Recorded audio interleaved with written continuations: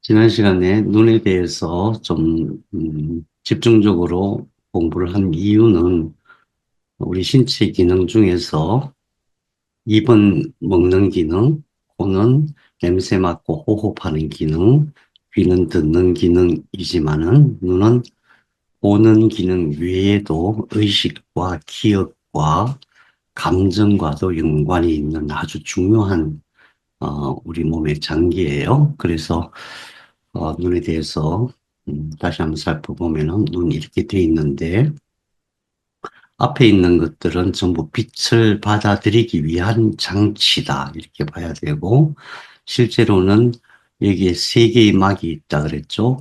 복막, 지주막, 망막.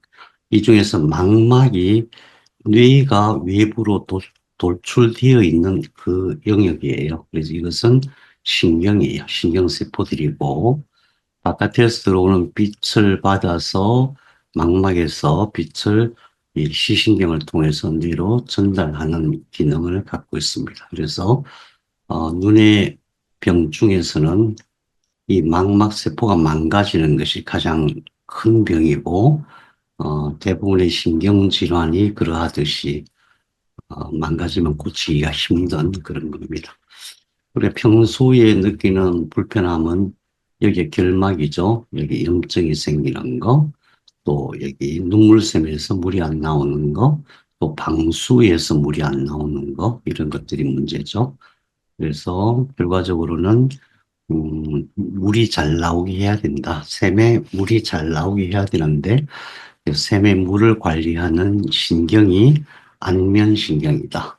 그 다음에 이 안에 청소하는 것은 앞에는 물이 청소하지만은 뒷부분에서는 지주막에 있는 정맥 혈관이 청소를 하거든요. 이 혈액순환이 잘 되는 것이 굉장히 중요하다. 그 다음에 눈을 관리하는 신경이 네 가지가 있는데 시신경이 있고 이 눈동자를 대부분 관리하는 동안신경이 있고 위로 올리는 기능을 하는 활차신경이 있고 바깥으로 당기는 기능을 하는 외전신경이 있었죠. 그런데 눈의 신경은 네 개의 신경이 전부 뇌줄기 속에 핵이 있기 때문에 뇌줄기에 있는 핵이 건강해져야 치료가 잘 된다. 그리고 꼭 잊지 말아야 될 것은 얼굴의 모든 병이 마찬가지지만은 특히 눈의 병을 치료할 때는 안면신경과 3차 신경을 같이 치료해야만 된다. 어, 제가 약간 장난스럽게 말씀드렸지만은 여러분들께서 열심히 하시면은 안경 다 벗을 수 있다. 왜 그럴까요? 근시나 원시나 또는 노안 같은 경우는 전부 이거 문제거든요. 이 뒤에 있는 문제가 아니고 이 신경의 문제가 아니고 수정체의 문제예요. 이 수정체가 제대로 작동을 안 하는 것이 근시, 원시, 노안이거든요. 그래서 이 수정체를 움직이는 모양체 또는 선모체라고 하는 이 근육이 있는데 이 근육도 마찬가지로 동안신경이 관리해요. 그래서 동안신경의 핵을 튼튼하게 하고 이 근육 운동을 계속 해주면은 탄력성이 생겨서 수정체가 교환이 됩니다. 그래서 우리가 내년에는 전부 안경 벗고 만나기로 해요.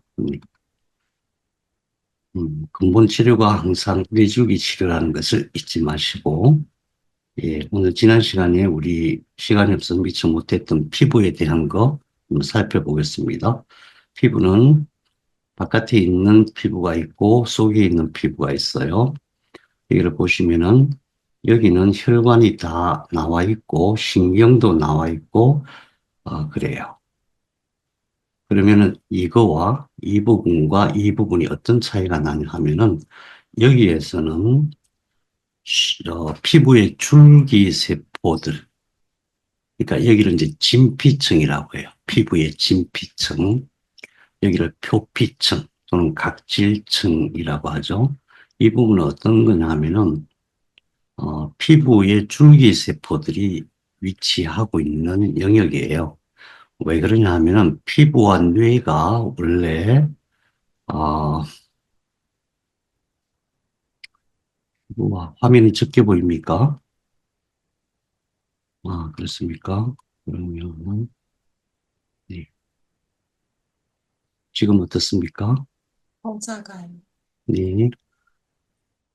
여기를 주목해야 되는데, 피부와 뇌가 원래 같은 세포였었어요. 피부가 만들어지고 그 피부를 덮고 있는 외배엽이, 뇌를 덮고 있는, 뇌를 덮고 있는 게 아니고 외배엽이 뇌가 되고 피부가 되었거든요. 네, 그래서 이것은 줄기세포들이 배치되어 있어요. 그러면은 우리의 세포라고 하는 것이 여기가 이 깊이가 어떠냐 하면은 예를 들면 볼 같은 경우 표피층이 0.1mm, 진피층이 1.1mm, 피부 두께는 그래서 이게 1.2mm예요. 1.2mm 한번 손가락으로 재보십시오. 1.2mm. 1.2mm 중에서 0.1mm만 표피층이고 진피층은 이 속에 들어있는 거예요. 그 피부라는 게 뭐냐 하면은 여기에 있는 줄기세포들이 분화해서 이렇게 각질층까지 나아가는 거예요. 여기에서 만들어진 피부 줄기세포들은 정상세포예요. 근데 여기서 바깥으로 나가면서 세포의 핵이 죽어나가요. 세포가 세포 핵이 없으면 어떻게 돼요?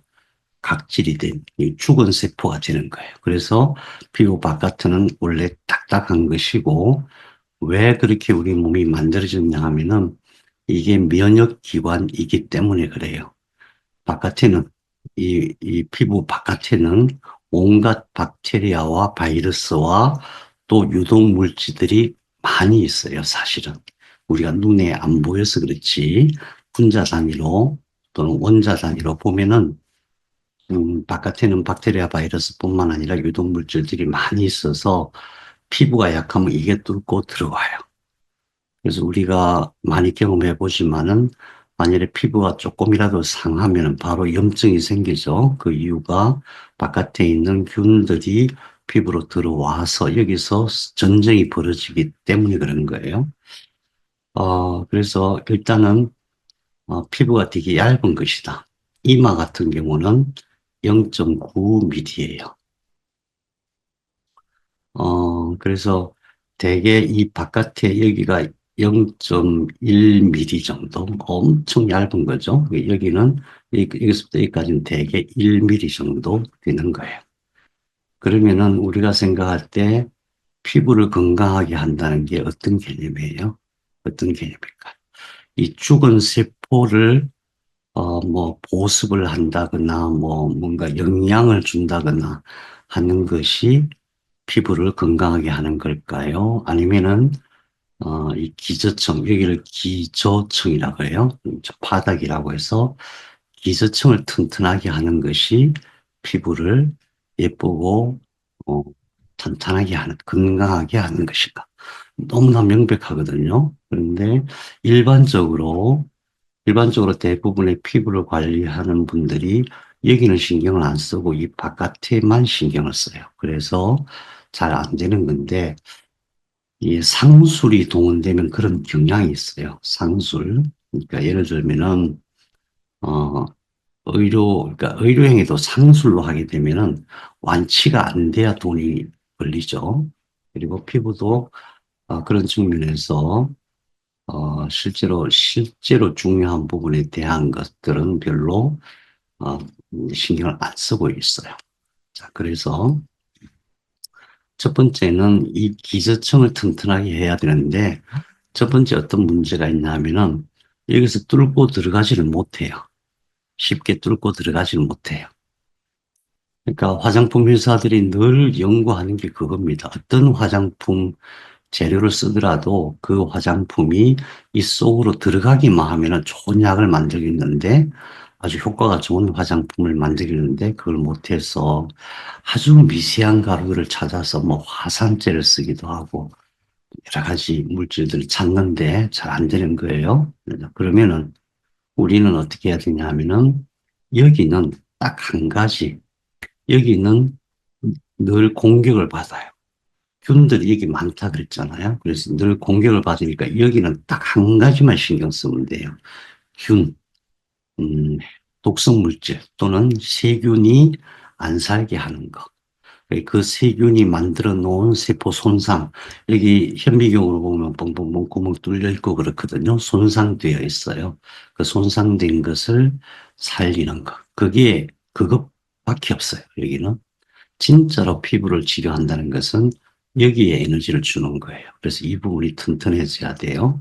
또 한 가지, 이게 모공이라는 게 있어요. 항상 피부 트러블은 여기서 많이 일어나요. 왜냐하면 여기 구멍이 뚫려 있으니까. 그리고 여기서는, 여기서는 이제 피지선이 있어가지고 기름기도 나가고 뭔가 이렇게 왔다 갔다 할 수 있는 통로가 있기 때문에 그래요.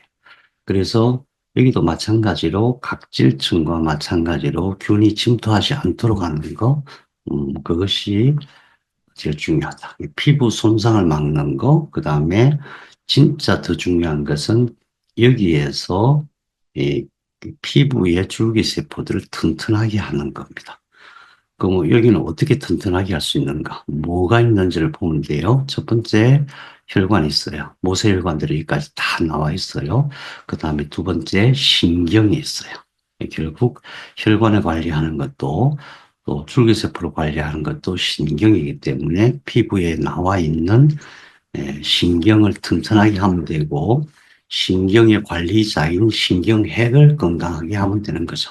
그럼 우리가 이제 얼굴 피부만 생각한다면은 얼굴 피부를 관리하는 신경은 뭐예요? 안면신경과 3차 신경. 딱 두 가지죠. 그러면은 근본 치료는 안면신경과 3차 신경의 핵이 들어있는 줄기세포를 치료하는 것이고 두 번째로 피부를 치료하는데 바깥에 있는 세포 손상이 있는 부분을 상처를 치료하는 거. 그다음에 여기도 마찬가지로 에너지를 주면은 더 치료가 잘 되겠죠. 그렇게 하는 것입니다. 이거는 실제 사진이 아니라서 제가 좀 그렇긴 한데, 원래 이렇습니다. 우리 눈에 안 보이는, 이거는 이제, 어떻게 보면 이해를 쉽게 하기 위해서. 여기에 많은 균들이 살아요. 우리 피부에는 많은 균들이 살아요. 첫 번째로 우리가 생각할 것은 균은 적이 아니다는 거예요. 균은 적이 아니다. 우리 몸 속에도 균은 많이 살아요. 이 미생물은 많이 살아요. 그래서 균은 적이 아닌데 균이 침투해서 우리 몸에서 전쟁이 벌어졌을 때가 문제가 되죠. 그래서 원래 많이 사니까 막 이거 없애려고 너무 애쓸 필요는 없는데 다만 중요한 것은 과하지는 않아야 돼요. 과하면 안 돼요. 그래서 과하면은 피부 트러블이 생기죠. 우리 가끔 이제 피부 트러블이 생겨서 너무 고생하시는 분들이 많아요. 그거는 뭐냐면은 각질층이 상한 게 아니라 피부 어떤 이유 때문에 피부의 기저층이 상한 거예요. 기저층에서 상처가 생긴 거니까 그걸 치료해야 되는데 의외로 치료가 잘 안 되죠. 크림 발라도 안 되고 뭐 스테로이드 발라도 잘 안 되고 굉장히 어려워요. 그거 왜 그러냐 하면은 기저층에 있는 신경과 혈관을 관리하는 핵에도 문제가 있기 때문에 그래요.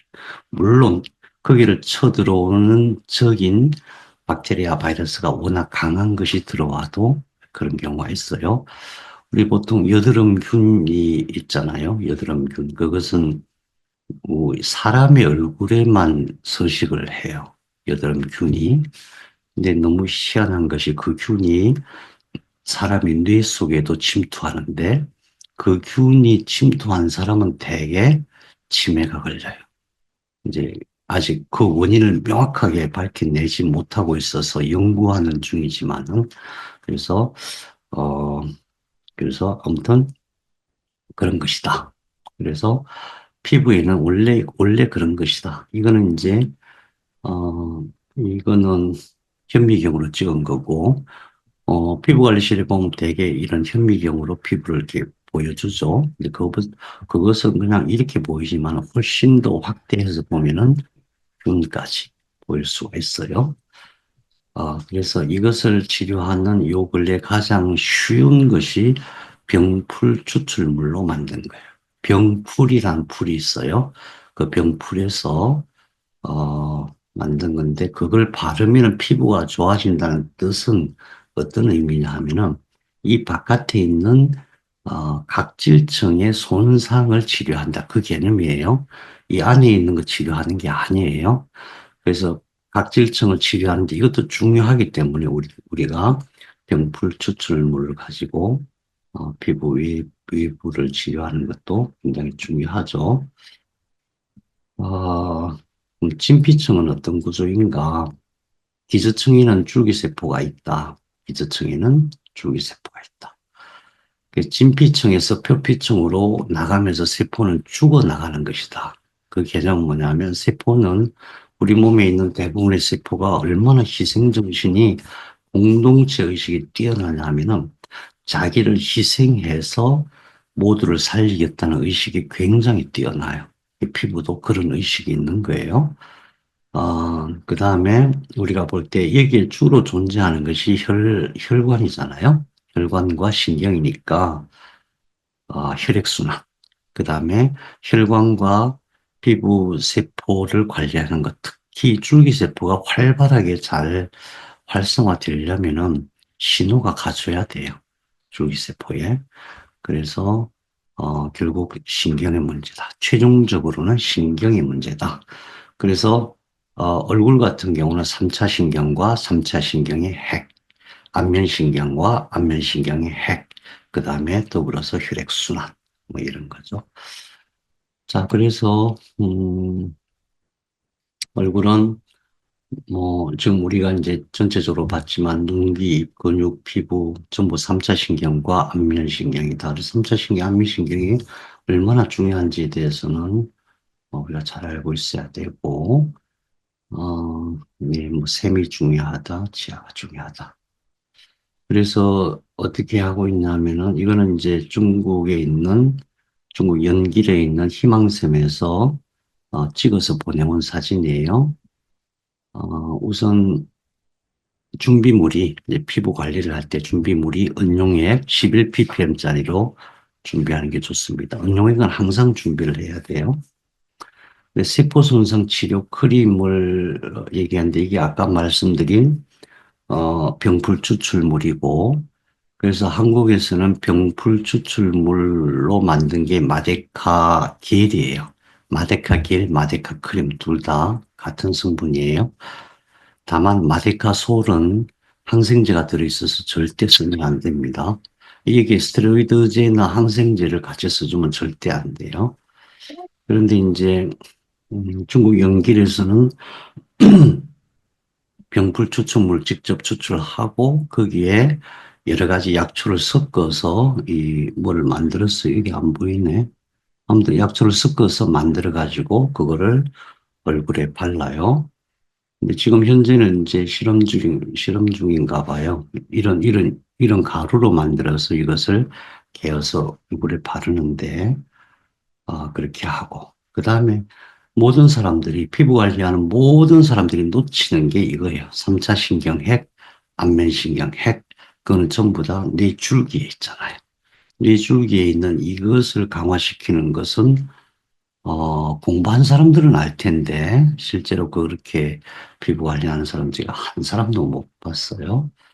그래서 순서가 처음에 신본혈을 먼저 해요. 신본혈을 하고 그렇게 해서 피부를 좀 유연하게 만들고 물론 그 전에 깨끗하게 세안하고 언용에 뿌리고 해야 되겠죠. 그 다음에 신본혈을 하고 그 다음에 뭔가를 발라야 돼요. 그 바르는 목적은 피부 기저층을 살리는 게 아니고 피부 바깥에 있는 손상된 거, 그 다음에 박테리아 바이러스를 제거하기 위해서 바르고, 그 다음에 양전류를 가지고, 예, 양전류로 주로 이제, 풍부혈 위주로만 하면 되는데, 원래 풍부에 잘 들어가려면은 목 같이 해줘야 돼요. 그래서 우리 여태까지 배운 목 치료를 먼저 하고, 그 다음에 풍부혈에 넣는데, 풍부에 넣을 때 제가 임상적으로 시간을 정한 거긴 하지만은 최소 5분 이상 넣어야 충분히 들어가는 것 같아요. 그렇게 해서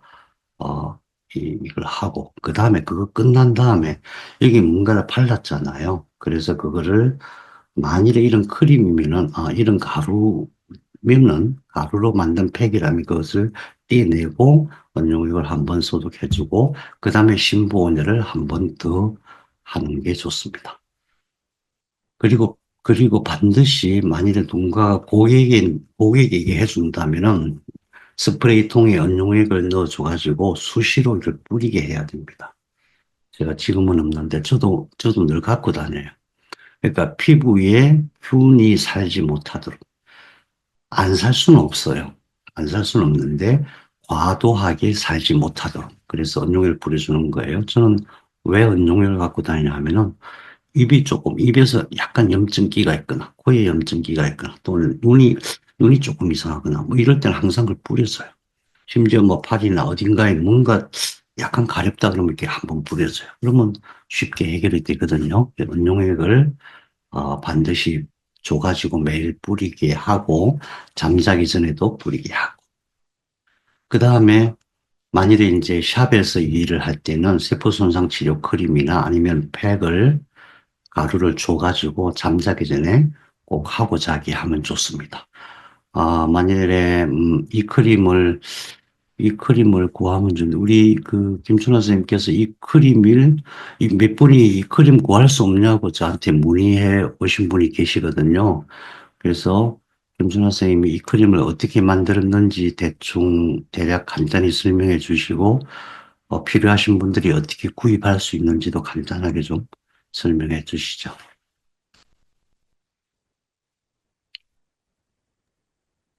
그, 아까 그 좀, 추출물이라고 했잖아요. 여기에서 그 그, 그 약초를 사가지고, 예, 그것을 3날 동안 다렸어요. 다리고 충조를 해내서 충조한 그 액체 농도가 높은 액체를 우리가, 언열기 하기 전에 얼굴에다가 그걸 발라요. 젤리하고. 음, 그리고 어, 玫瑰, 玫瑰 玫瑰, 玫瑰花精油 oil, 12. 그 뭐라 하죠?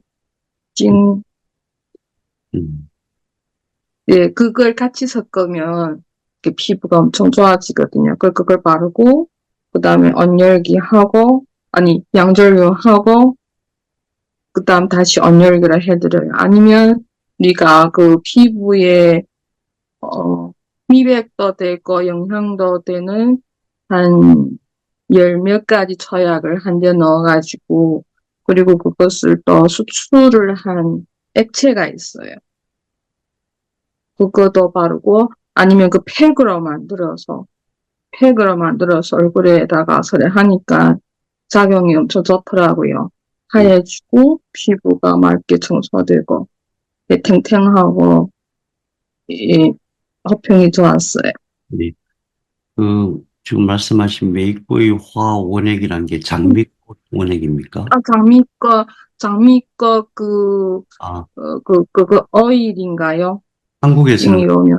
로즈마리 오일이라 그러면 다 압니다. 로즈마리.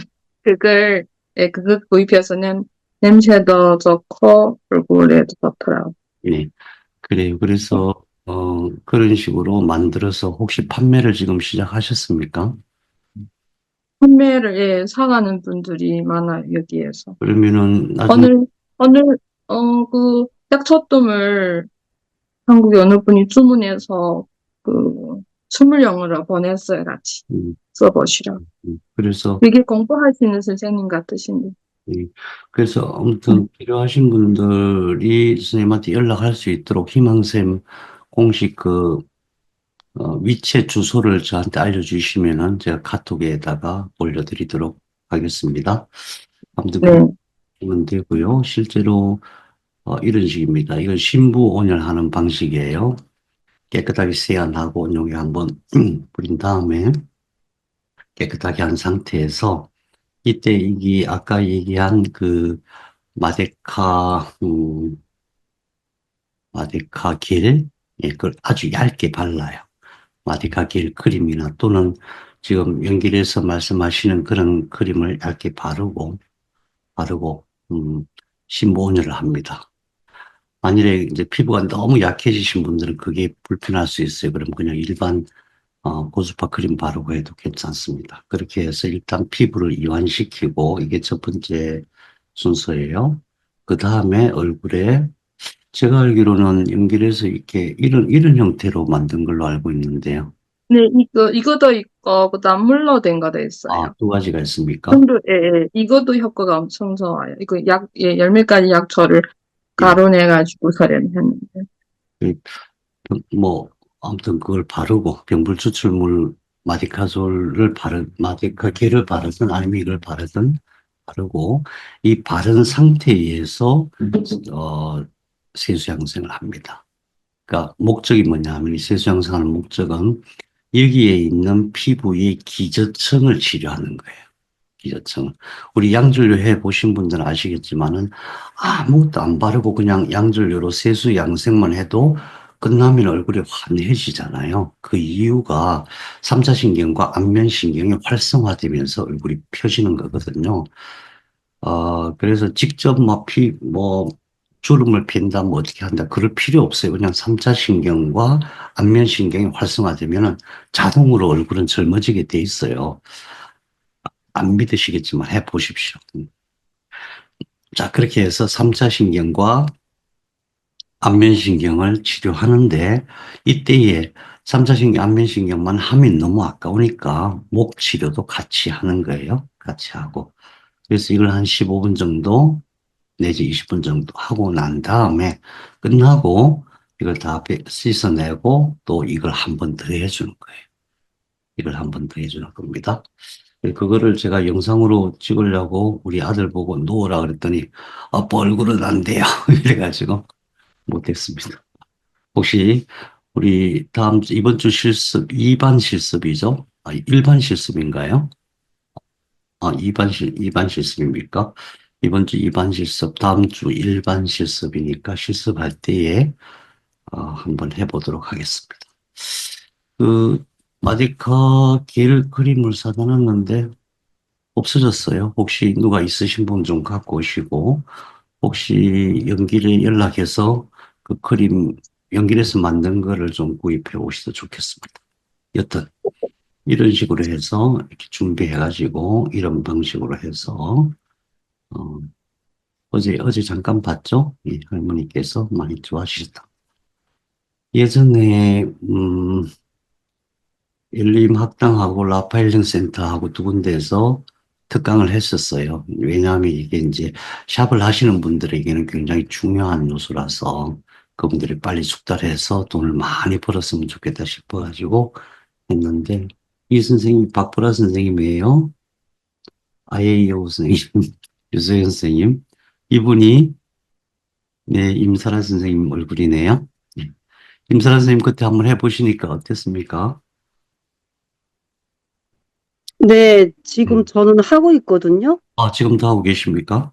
네, 지금 그걸 다 이제 그때 이렇게 한 것처럼 마데카에다가 일단은 저는 이제 수분 크림 해가지고 그때 그거 하나 조그만 병에 거 있잖아요. 그게 뭐더라. 그거 해서 하는데 너무 좋아요. 뭐예요? 고객 만족도가 진짜 좋아요. 그러니까 우리가 알아야 기억해야 될 것은 뭐냐면 피부 각질층 치료가 아니라 기저층 치료다. 이거 기억하시고, 그래서 장기적으로 하게 하면 좋겠고요. 마데카 겔 크림은, 제약회사에서 만든 거죠. 쓰기는 편리하긴 한데, 연길에서 만든 거는, 김춘화 선생님이 저한테도 안 가르쳐 주는 비방이 있어요. 중국에서. 얼굴, 얼굴 치료하는 비방 약초를 같이 써서 만든 걸로 알고 있습니다. 자, 피부 부분은 다음에 우리 실습할 때 한 번 더 강조하기로 하고요. 이걸 안내해 드린 이유는 이제 믿는 마음님 아시죠? 여러분들 아마 전에 같이 모이기도 하고 그랬었는데 어머님께서 구한의사가 와갖고 되게 그러니까 구한의사가 오면은 다들 되게 좀 많이 힘들어 하세요. 그런데, 어, 그냥 집에서 이제 부지런히 하셔가지고 많이 좋아지셨대요. 그러니까 구한의사는 뭐 어떤 신경을 치료해야 돼요? 예. 어떤 신경을 치료하냐면 안면신경과 3차 신경. 3차 신경. 그렇죠. 그래서 이 입이 돌아갔다고 여기만 자꾸 못 살게 굴어서 되는 게 아니고 양절 위주로 하셨는데 많이 좋아지셨답니다. 그래서 이분 하실 때 뒷부분 이 뇌줄기와 연결된 부분이 7번 척추까지거든요. 그 부분 심보원이라고 같이 했더니 많이 좋아지셨다. 그때 오셔갖고 그 믿는 마음님의 어머님께서 저한테 물으셨어요. 얼마나 치료하면 이게 돌아올 수 있을까요? 엄청 뭐 모든 여자분들이 다 그렇겠죠. 내 얼굴이 돌아갔다 생각하면 얼마나 가슴이 아프시겠어요. 얼마 만에 될까요? 그래서 제가 아무래도 한 6개월 걸릴 것 같아요. 그랬더니 그렇게나 빨리요 이러시면서 엄청 좋아하셨어요. 네, 네, 우리 얼굴 여기까지 하고 이제 한숨 돌린 다음에 우리 뇌 공부하겠습니다.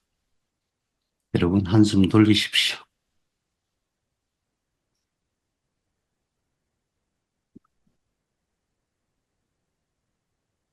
뇌는 조금 깊이 하겠습니다. 오늘도 하고 내일도 하고 만일 필요하면은 모레 실습까지 하겠습니다. 오늘 하고 다음 주까지 하고 다음 주에 완전히 안 끝나면 그 다음 주까지 하겠습니다. 뇌와 관련된 질환을 한번 봐요. 뇌출혈은 왜 생긴 거예요? 뇌출혈은? 뇌출혈 아시잖아요. 뇌출혈은 왜 생긴 거예요? 말씀해, 말씀해 보세요. 뇌에 출혈이 생긴 거잖아요. 근데 뇌에 출혈이 생기는데 왜 사람이 움직이지를 못하죠? 왜 그럴까요? 어, 우리의 혈액은 되게 독한 거예요. 독성이 강해요. 모르셨죠? 혈액이 독성 강한 거. 근데 우리 뇌세포는 굉장히 부드럽고 연약해요. 그래서 뇌에서 혈관이 터져서 출혈이 생기면은 거기에 닿는 뇌세포가 다 죽어요. 그런 거예요. 그럼 뇌출혈이 생겼으면 어떻게 해야 돼요? 일단 피를 다 뽑아내야 되겠죠. 근데 그게 뇌세포에 이렇게 퍼져 있는 상태에서 그 뽑아내기가 쉽지가 않아요. 뇌세포 손상이 많이 되니까. 그러면은 어떻게 해야 돼요? 어떻게 해야 죽은 뇌세포를 살릴 수 있을까요? 대부분 뇌출혈이 일어나는 부분이 대뇌 피질이기 때문에 거기에 출혈이 생겨가지고 우리 아까 눈 할 때도 세 개의 막이 있다 그랬잖아요. 뇌도 똑같이 세 개의 막이 있어요. 맨 바깥에 경막, 그 안에 지주막, 그 다음에 그 안에 연막이 있어요. 그 지주막이라고 하는 것은 혈관이 지나가는 그 통로니까 그 부분에서 출혈이 생겨요. 그럼 그 출혈이 뇌 세포에 닿으면 세포들이 죽어요. 혈액의 독성이 강해서 그런 거예요. 그러면은 치료라는 관점에서 볼 때는 병원에서는 일단은 출혈이 아주 심할 때는 그거를 어떻게 닦아내려고 애를 써요. 뇌를 열어서 그걸 제거를 하죠, 혈전을.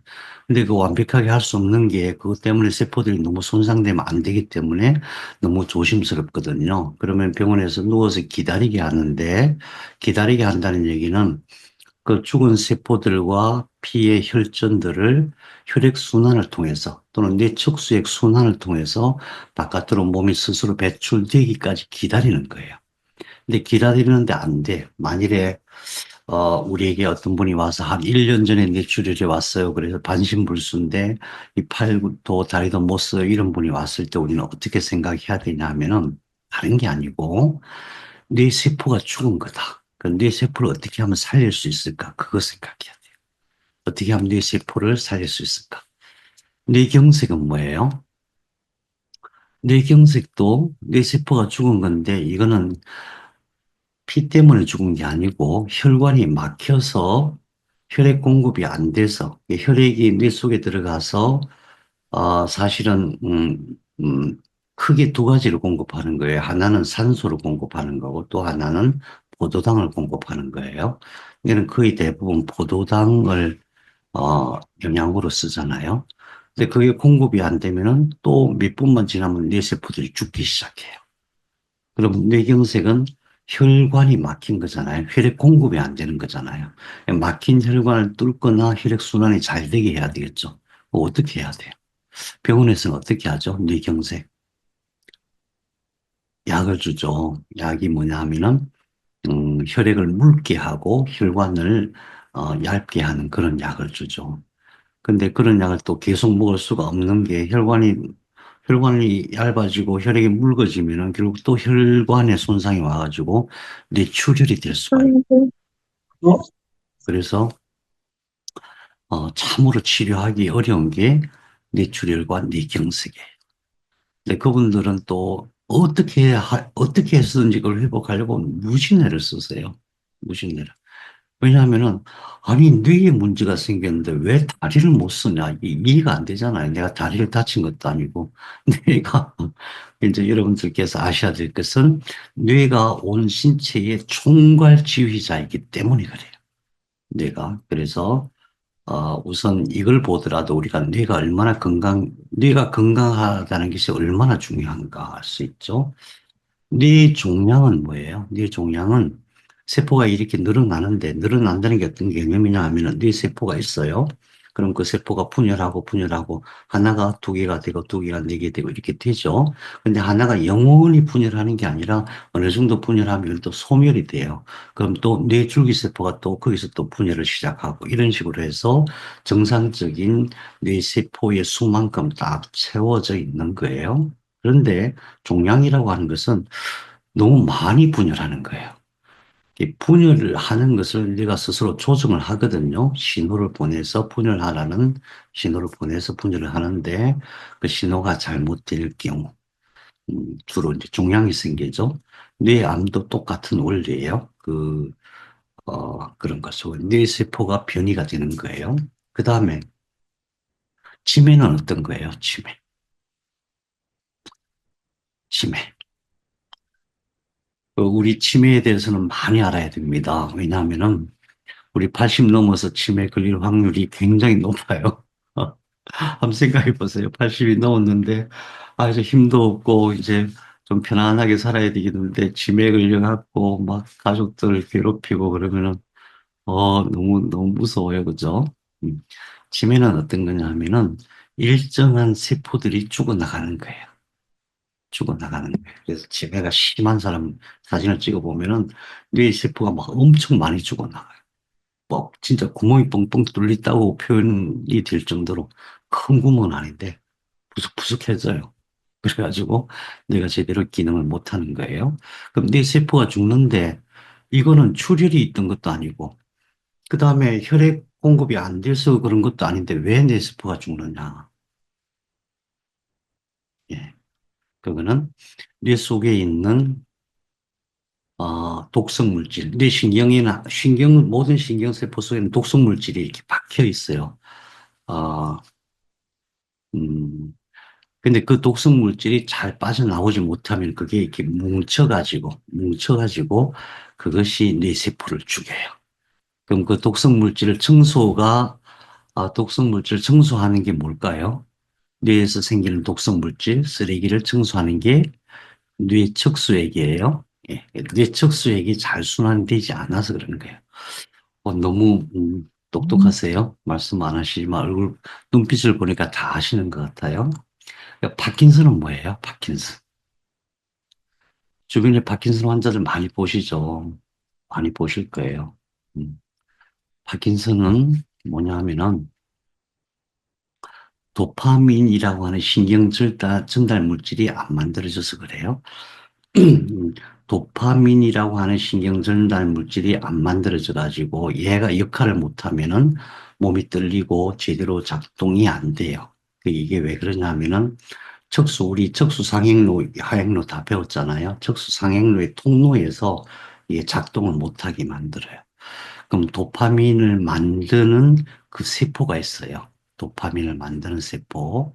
그 세포가 죽어나거나 또는 그 세포 위에 뭔가 이렇게 덮여가지고 생산을 못하는 거예요. 그러면은 여러분 혹시 파킨슨 치료하는 거 혹시 보신 적 있으세요? 주변에서? 예, 별로 안 되죠. 근데 원리는 그런 거예요. 원리는 도파민을 만드는 그 세포가 죽은 것이다. 그러면은 답은 도파민을 만드는 그 세포를 살려내면 되는 것이다. 이 도파민 세포 그거 하나만 살린다고 생각하니까 답이 안 나오는 거예요. 몸은 유기체잖아요. 모든 게 서로 협력되어 있잖아요. 종합적인 치료를 하면 되는데. 근데, 파킨슨 환자들 치료하기가 어려운 진짜 이유는 뭐냐 하면은, 희한하게도 파킨슨 걸리면은 굉장히 고집이 세지고요. 의심도 굉장히 많아지고, 뭔가 막, 이렇게, 뭔가 믿고 열심히 하자. 이게 안 돼요. 이게 안 돼. 그래가지고, 이 치료를 위해서 내가 공부해가지고, 내가 이해해서 내 확신을 가지고 열심히 하자 해서 꾸준히 해 나가면 될 텐데, 그게 정말 어려워요. 그래서 치료하기 어려워요. 뇌전증은 뭐죠? 뇌전증. 뇌전증은, 네. 뇌신경망이 과도하게 발현돼가지고 막 경련을 일으키는 거예요. 예. 그러면 무슨 문제예요?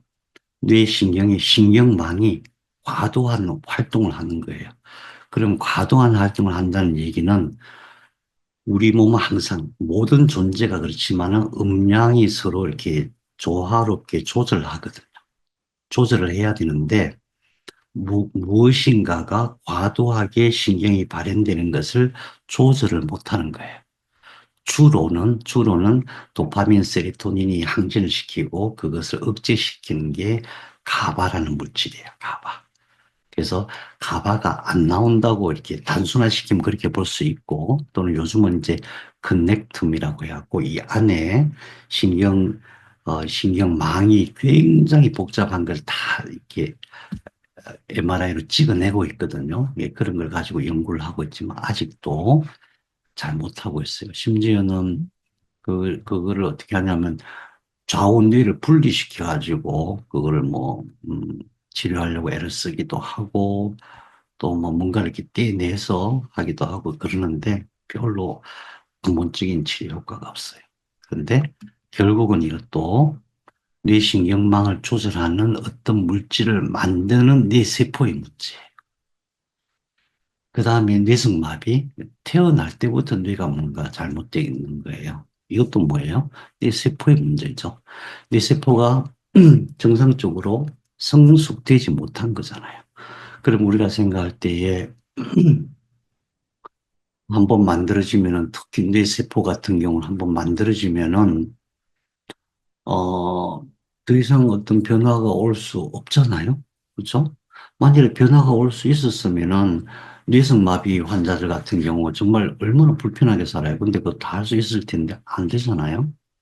그런데 우리는 어떻게 생각해야 되냐면은 뇌신경 원본 세포가 있어요.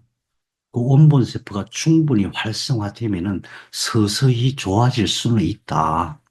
완벽하게 될 수는 없지만 왜 태어날 때부터 어떤 순서대로 돼야 이게 사람의 몸이 완벽하게 되는데 그 과정에서 어떤 문제가 생겼기 때문에 완벽하게 될 수는 없다고 하더라도 서서히 조금씩 변화를 볼 수는 있다. 어떻게?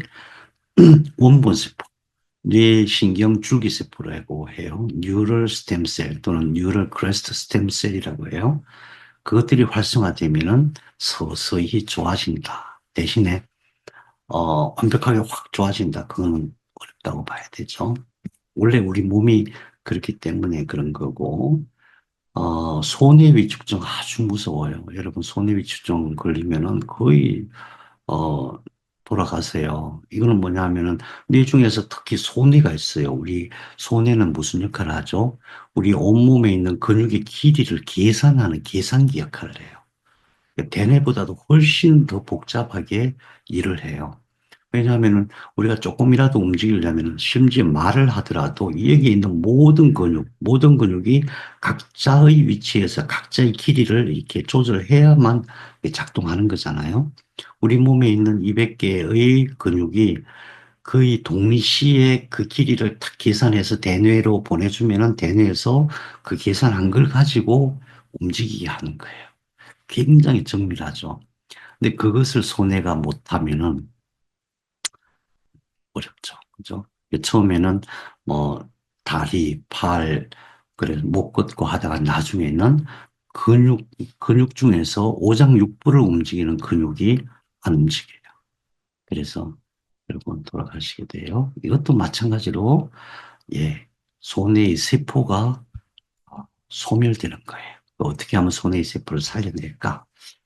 우울증은 신경 전달 물질의 문제예요. 신경 전달 물질 여러분 혹시 기억나시는 거 뭐 있어요? 제일 흔한 거 여기 있네요.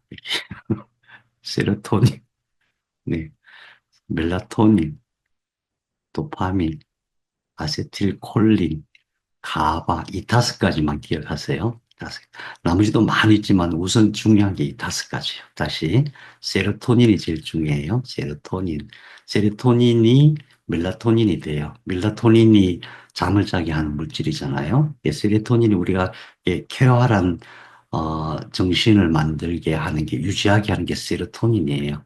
우리가 즐겁게 살아서 평소에 낮에 즐겁게 활동하면서 세로토닌이 많이 만들어지고, 밤에 이제 그게 멜라토닌으로 바뀌면서 잠이 드는 거예요. 잠을 못 자시는 여러분들이 보이시네요. 몇 분들은.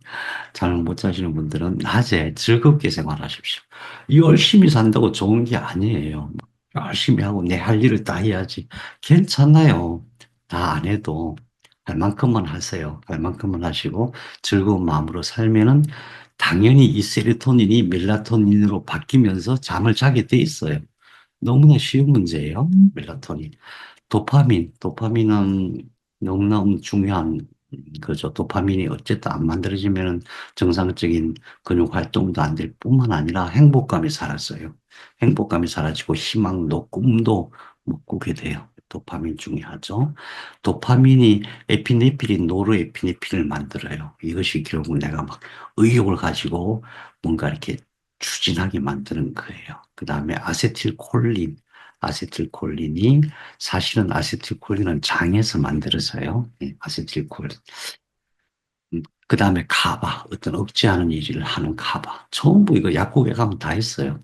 근데 희한하게 약국에서 사 먹으면 별로 효과가 없어요. 왜 그럴까요? 왜 그러냐 하면은 똑같은 물질, 똑같은 구조라고 하더라도 내 몸이 직접 만들어야 제대로 된 효과가 있어요. 자, 지금 우리 뇌가 망가지면, 뇌 세포가 망가지면 어떤 병이 오는가 보는 거예요. 이거 전부 다 우리 주변에 늘 보는 질환이에요. 자폐는 어떤 거예요? 자폐. 자폐의 원인은, 어, 재작년인가 겨우 밝혀졌어요. 재작년에. 음. 자폐 원인을 몰랐어요. 좀 심리적인 원인 또는 유전적인 원인이라고 봤는데, 그게 아니고, 이 대뇌 중에서 이 전두엽과 속뇌 사이에 대상회라는 게 있어요. 대상회를 거쳐서 이게 회로가 있는데, 그것도 이제, 어, 음, 우리가 기억하고 감정이 만들어지면서 신호가 대뇌로 전달되고 하는 그런 순환 회로예요. 파페츠 회로라고 해요. 파페츠 회로 일부예요. 그 회로가 과하게 작동하는 거예요. 과하게. 근데 그 원인이 뭐냐? 왜 과하게 작동하느냐? 대뇌 중에서 이 전두엽은 이 속에서 과한 활동이 일어나면은 이것을 억제하는 기능이 있어요. 대뇌가. 우리가 감정을 조절 못 하시는 분들이 있죠. 그분 대부분 전두엽이 망가져서 그래요. 술 많이 먹으면 사람들이 막 난폭해지잖아요. 또 술 먹고 나면 꼭 주사 부리잖아요. 그것도 전부 전두엽이 기능을 못하면 그런 일이 벌어져요. 그럼 전두엽이 약해지면은 속뇌에서 일어나는 과한 신경 활동을 억제를 못해가고 일어나는 게 자폐라고 밝혀진 거예요. 그런데 그러면 어떻게 해야 되냐? 어떻게 해야 되냐? 예, 전두엽을 강화시키면 되는 거예요. 전두엽.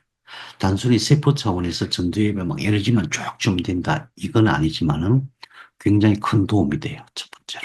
전두엽을 강화시키는 게. 근데 뇌의 전체적인 회로를 잘 활성화시키는 것도 필요하고.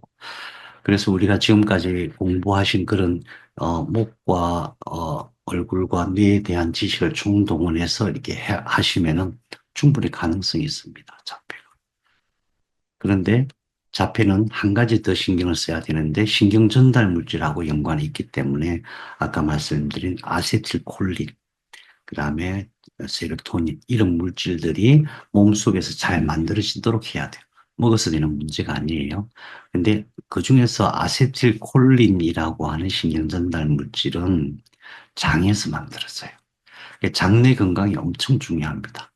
사실은 우리 뇌의 모든 문제는 장내 건강하고 연관이 있는데, 장내 건강이라고 하는 것은 우리가 먹는 거하고 연관이 되어 있어요.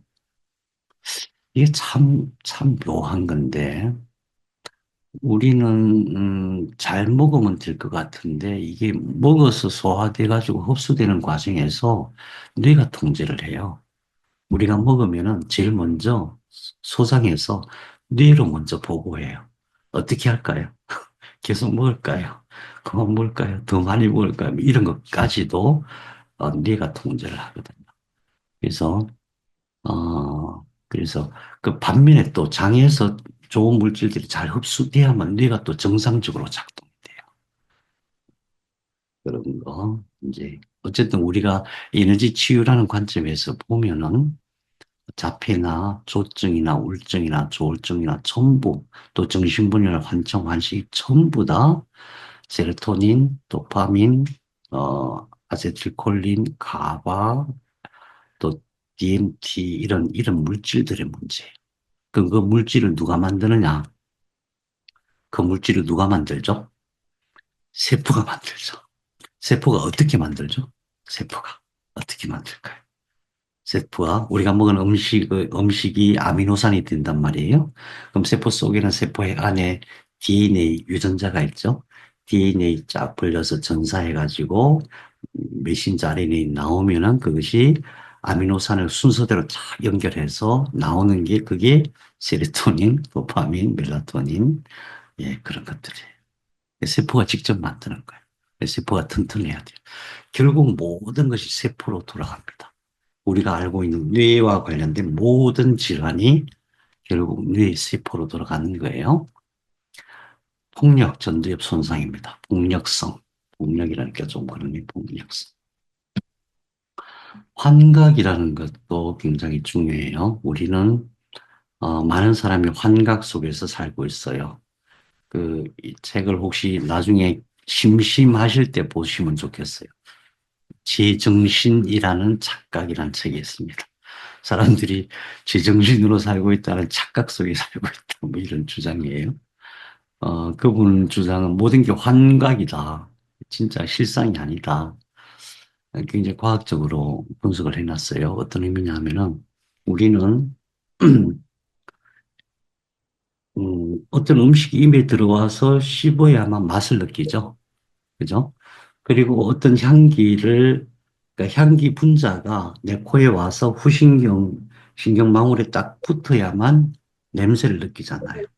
누군가 옆에서 말을 해야만 소리를 느끼잖아요. 누가 이렇게 만져줘야만 촉각을 느끼잖아요. 환각이라고 하는 것은 그런 외부 신호 없이 내 뇌에서 그렇다고 느끼는 거예요. 어떻게 그게 가능하냐? 어떻게 가능하냐 하면은 우리 뇌는 이런 거예요. 음, 무엇인가에 와서 딱 닿았어. 닿았어요. 그럼 여기에 촉각 신호 수용체가 있거든요. 신경이에요. 그럼 그 수용체가 닿았다는 느낌을, 닿았다고 하는 그 신호를 전기 신호로 바꿔가지고 신경을 통해서 이렇게 보낸 거예요.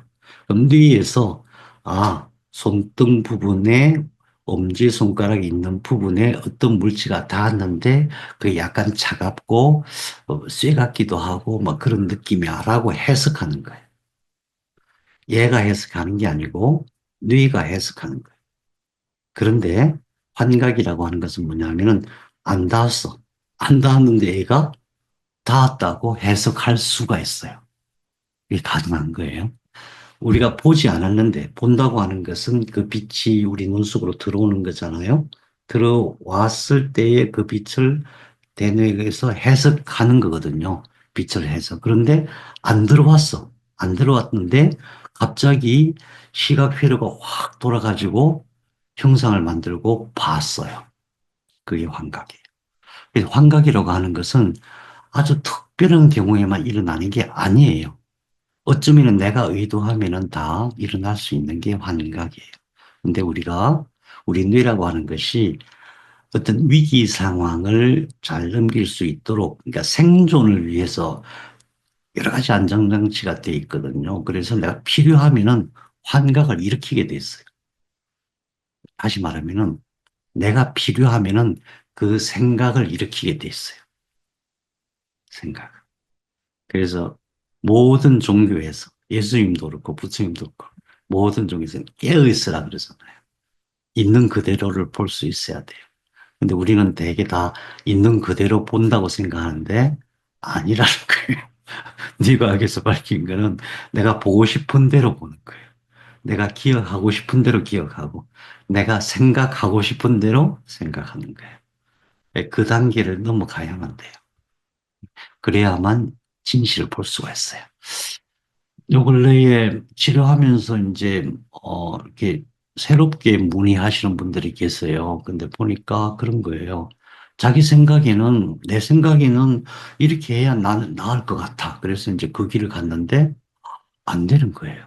그래서 내가 이제 대화를 하잖아요. 그럼 나는 객관적으로, 그러니까 남이니까 최대한 객관적으로, 아, 선생님, 제가 볼 때는 이렇게, 그렇게 치료 방법을 바꾸신 것은 좀, 음, 큰 효과가 없는 것 같습니다.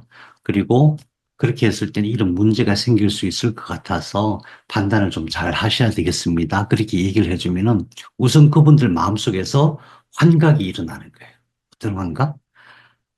내가 해왔기 때문에 우선 돈 들였잖아. 돈 아깝지. 시간 들였잖아. 시간 아깝지. 그러니까 그냥 그 하던 방식대로 쭉 하고 싶은 마음이 강렬하게 일어나요. 그게 환각이에요. 환각의 본질이에요. 그리고 심지어는 아픈 것도 안 아프다 그러고 안 아프다고 느끼는 거예요. 안 나았는데 나았다고 느낄 수도 있는 거예요. 반대로 생각하면 나았는데 안 나았다고 생각할 수 있는 거예요. 그래서 이게 이제 실제가 무엇인가, 실존이 무엇인가 이것을 우리는 끊임없이 의문을 던지면서 가야 되는데 우리 삶이 그런 것 같아요. 내가 생각하는 대로, 내가 원하는 대로 뇌가 작동하기 시작하면은 미궁을 헤매다가 세상을 끝낼 가능성이 많아요. 그래서 늘 그렇지 않다. 있는 것, 있는 그대로 보고, 들려오는 그대로 듣고, 또 그것이, 정상적인, 그러니까 아주 객관적인 차원에서 분석하고 하는 것을 훈련하는 게 중요한데, 다 어디서 오느냐? 환각, 예, 감각 영역의 손상이에요. 이 뒤에 감각 영역이 있어요. 거기가 약해지면은 자꾸 환각적인 생각을 하게 돼요. 사실이 아닌 대로.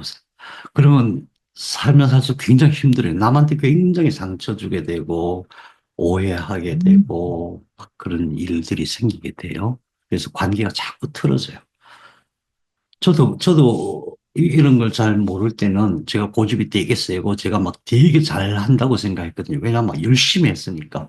뭔가 나한테 주어지는 일 있으면 그 뭐 밤을 며칠 새서라도 꼭 해내고 이래서 되게 잘한다고 생각했어요. 근데 어떤 날 이제 그때 젊었을 때 부장님이 있어 부르시더니 그렇게 사는 게 과연 잘하는 걸까? 그러시는데 깜짝 놀랐어요. 나는 막 잠을 안 자도 좋아. 밥을 안 먹어도 좋아. 이러면서 열심히 했는데 그게 과연 잘하는 것일까? 열심히 하는 게 중요한 게 아니라 잘하는 게 중요한 거야. 이러시면서 설득을 하셨는데 제가 그걸 안 받아들였어요. 고생 좀 많이 했죠. 고생 좀. 그거 아니고, 네.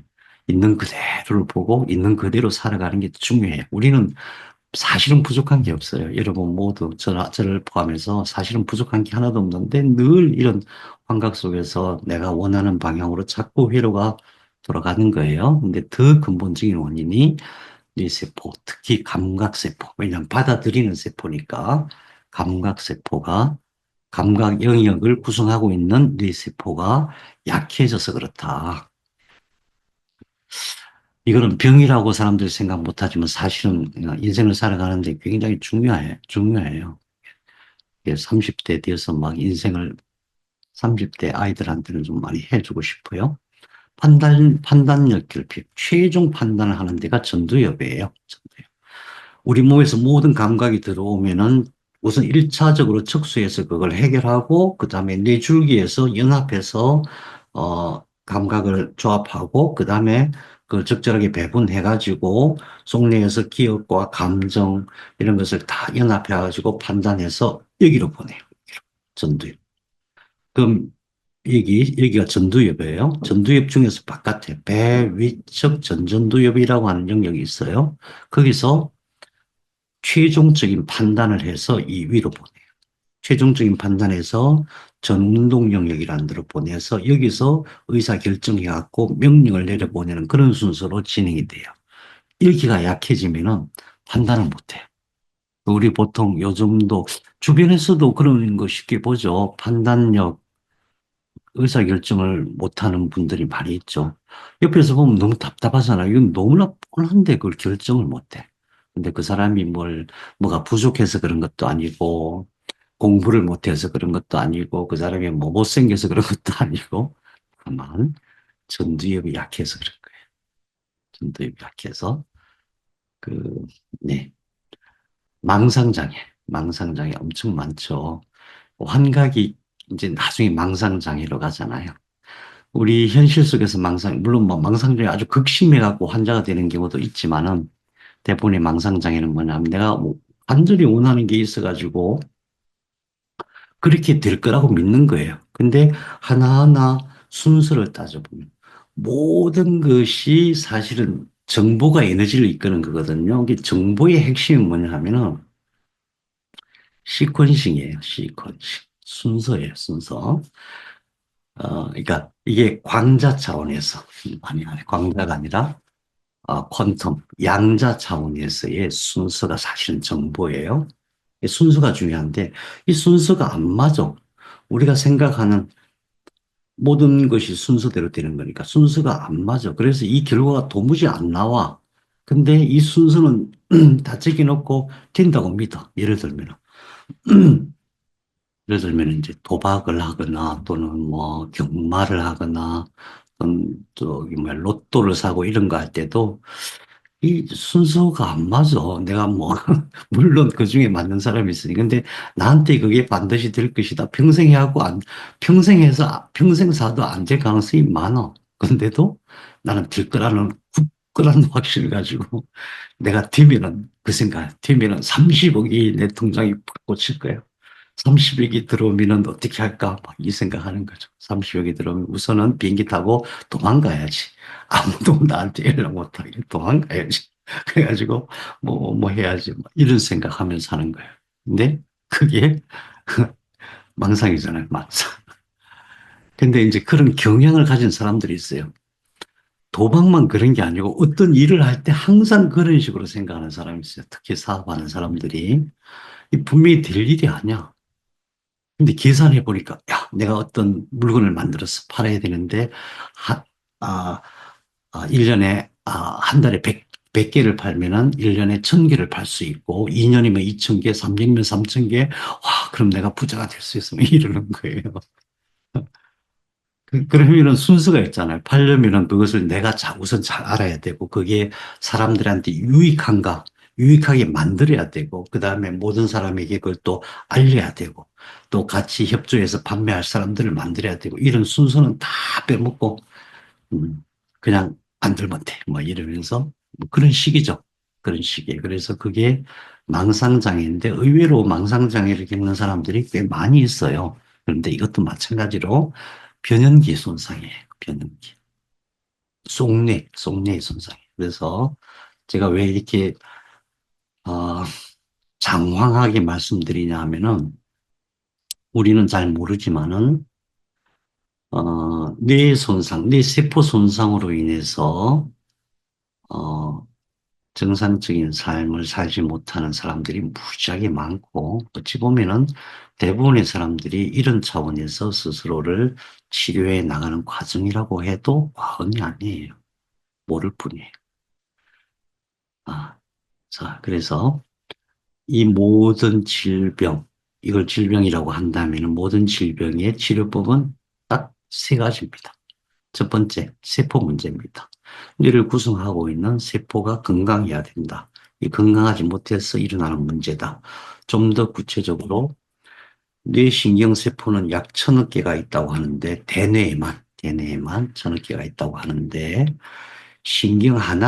신경세포 하나에 이렇게 연결망이 있어요. 시냅스라고 하죠. 연결망이 신경 하나에 최대 10,000개씩 연결이 가능해요.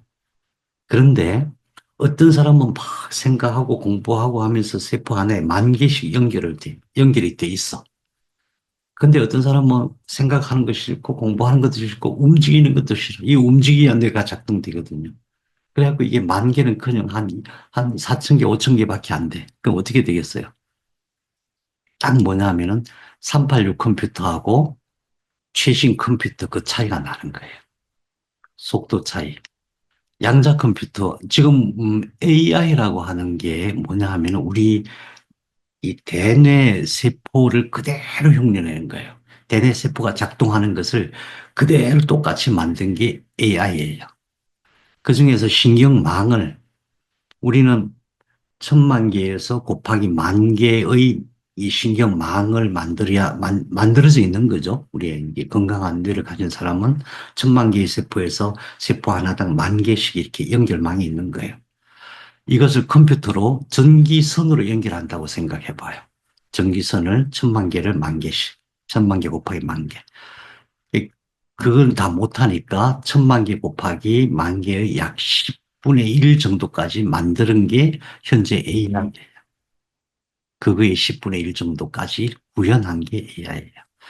그래서 AI에 대해서 굉장히 사람들이 걱정을 많이 하죠. 왜? 이게 그냥 우리가 뭘 물어보면 답하는 정도가 아니라 지가 스스로 공부해. 공부하는 속도가 너무 빨라. 계산 속도는 뭐 상상을 초월하고. 지 혼자 생각해. 아니, 생각을 하다니. 기계가 생각을 하다니. 어떻게 해야 될지 몰라.